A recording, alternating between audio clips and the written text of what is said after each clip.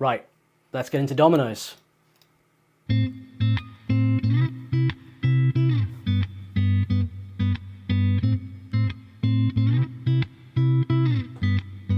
Oh, you build this like dominoes, dominoes, dominoes falling. Oh, you build this like dominoes, dominoes, dominoes falling. You build us up just to knock us back down. Funny how you act surprised when we hit the ground. We're like dominoes, dominoes, dominoes falling. So bleed me of all my self-belief. My smile shows all my insecurity. In a kingdom of photoshopped kings and queens will never feel happy with ourselves, but insecurity sells. Dominoes, dominoes, dominoes falling. Oh, you build us like dominoes, dominoes, dominoes falling. You build us up just to knock us back down. Funny how you act surprised when we hit the ground. We're like dominoes, dominoes, dominoes falling. I hide my head under the sheets, 'cause how can I face a world that ridicules the weak? Where beauty is sold on the shelves, forbid that we find it in ourselves. And now I'm broke, it don't come cheap. Oh, you build this like dominoes, dominoes, dominoes falling. Oh, you build this like dominoes, dominoes, dominoes falling. You build us up just to knock us back down. Funny how you act surprised when we hit the ground. We're like dominoes, dominoes, dominoes falling. Ariah was the most beautiful girl in this world. She shined like diamonds and rubies and pearls. Oh, just while it's changed. This has such a nice groove to it, and it just kind of sucks you in. It's one of those tracks that it's a bit of a vibe track, isn't it? Wow. But the instrumental is so creative. Did you hear that kind of popcorny kind of synth going on at one point? And I think it's an interesting thing when you have kind of more sort of rap spoken word kind of flows going on, that musically you can do a lot around it to give interest elsewhere on the different registers. Like either down low, most commonly, you know, you have a lot going on with the bass, these kind of heavy bass lines, but up high to do these like cool little rhythmic sort of popping sounds. It really just adds to the groove, you know what I mean? Let's hear this next part. Yeah, a bit of a horse clop beat. Yeah, that's exactly it. Ariah was the most beautiful girl in this world. She shined like diamonds and rubies and pearls. But then, as soon as she turned 13, she forgot just how bright that it was that she gleamed. Stuck in the material world of magazines that glamorise fake and Photoshop beauty queens. Top 10 beauty tips making her feel inadequate. For the first time in her life, she felt ugly. So Ariah stopped eating to lose weight. She spent her dinner money on some makeup for her face. But no matter how much she lost or how much she bought, she was never good enough, or so she thought. Ariah felt she could never be loved. She started cutting her wrists and hiding her scars with gloves.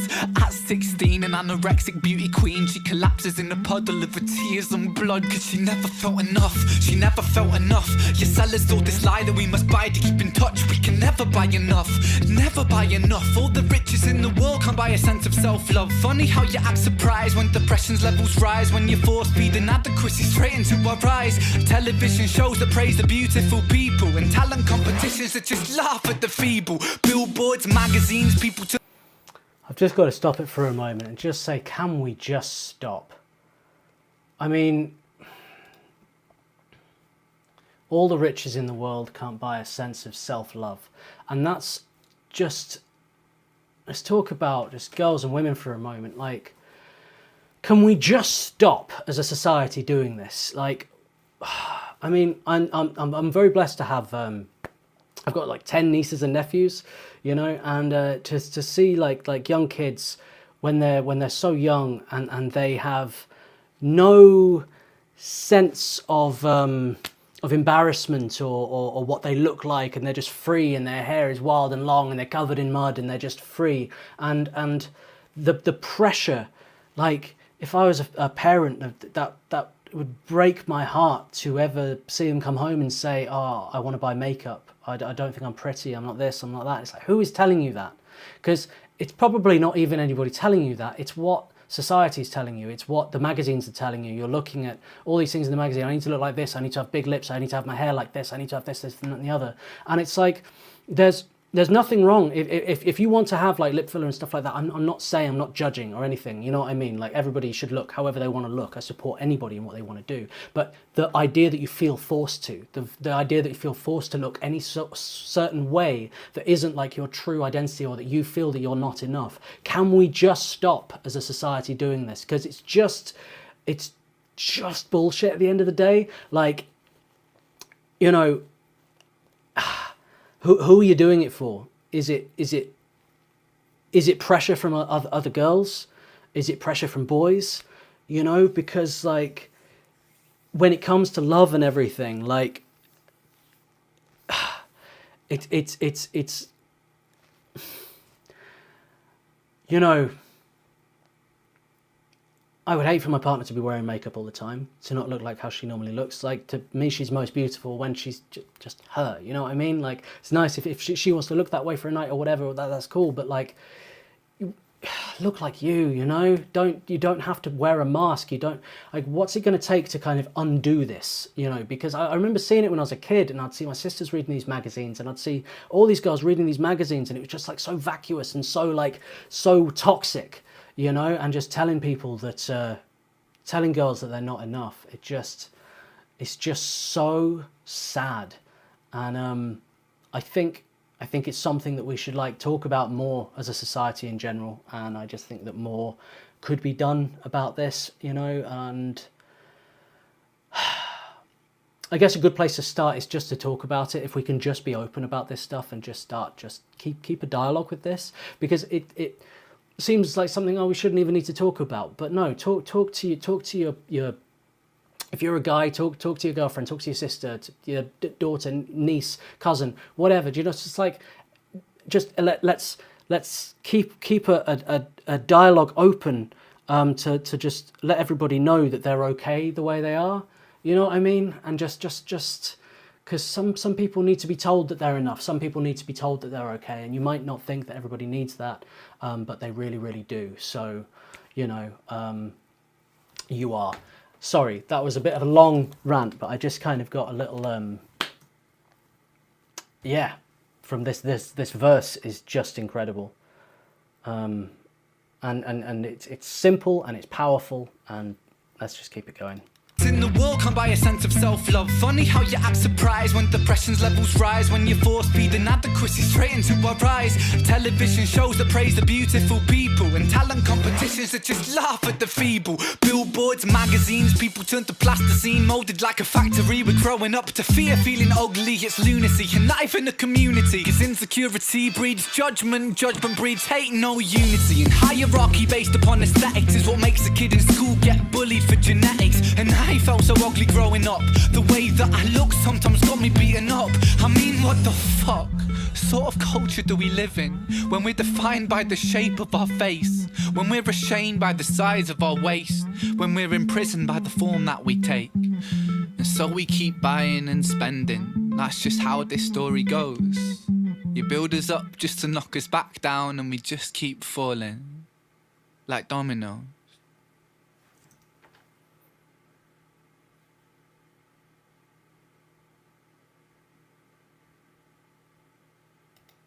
I really didn't know what to expect with that one. I really didn't know what it was going to be. Dominoes. Maybe I thought it would be quite light. Maybe just subconsciously I thought like Jessie J Domino or something. I just felt it'd be more pop, a little bit more kind of light or something. I don't know why. But this could be one of my favourite Ren songs. Thank you so much for requesting this. Really, oh, God. Just going to look at the comments for a moment. Yeah. I'm glad you guys are having luck with the merch and stuff. That's really cool.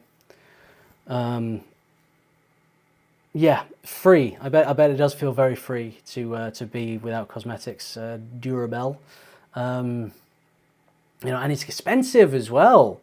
I didn't kind of realize until like I started dating when I was younger, and I was just like, oh my god, you have to spend all this. Like, it's so lucky being a man. Like, I spend very, very little on anything. I only learnt about like 6 years ago what moisturizer was. I'd just been kind of getting witch hazel on my hands and just slapping myself in the face.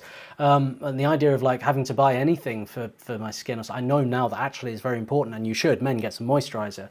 But yeah, like the amount of money that the women have to spend on cosmetics, the pressure of that, like, that's crippling in itself. That's keeping you, like, that can keep people from elevating if you feel you have to spend all this money.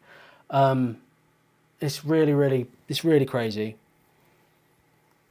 Oh, Karen, I'm so sorry. Yeah, it's people will find anything. Kids are mean, and they will find anything they can of anything that, like, they'll kind of assess you and be like, what have you got? Like, because I was quite overweight when I was like 13, and especially when I kind of was mentioned earlier about being in a wheelchair. My weight went up a little bit and went back into school, and yeah, straight away everybody was straight on, you're fat. You know what I mean? And I was told I was fat so much as a kid that when I was older, when I was like 17 and stuff, I thought I was overweight, and I'd look at myself in the mirror and I'd be like, I'm really, really fat. So I'm like, okay, I'm not going to eat today. I'm not going to do this. And then you see photos of yourself. Like, I see a photo of myself when I'm 17, and you can see all my ribs, and I'm like, oh my God, I thought I was fat.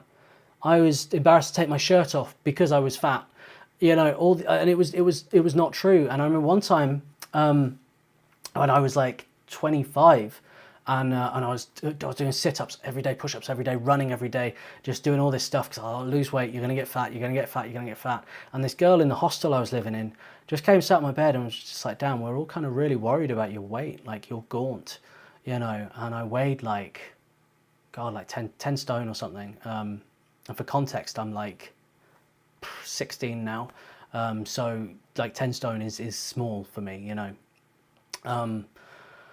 but yeah, just crazy. And yeah, it's more toxic than ever with social media. It's so damaging, and I don't know how kids cope and get along with it. And there's a very good program out at the moment called Adolescence that I recommend all of you watch. It's a very tough watch, but yeah, just incredible.